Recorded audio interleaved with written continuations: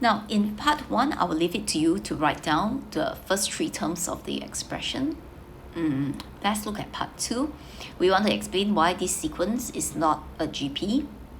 So again, this is similar to how we show that a sequence is not an AP.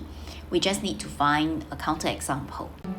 Looking at the first 3 terms, it may appear that the sequence is a GP because you see that 2 times 2 will give you 4, 4 times 2 will give you 8. So it may appear like the common ratio is 2.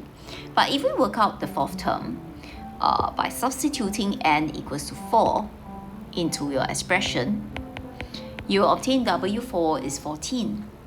So when W4 is 14, it becomes obvious that the common ratio is not 2 anymore. So that's why we have a counterexample. But how do we present our answer? W4 divided by W3 is not equals to 2, okay, which is W3 divided by W2. So we just need to pick a pair of counterexamples to show that the sequence of numbers is not in a GP.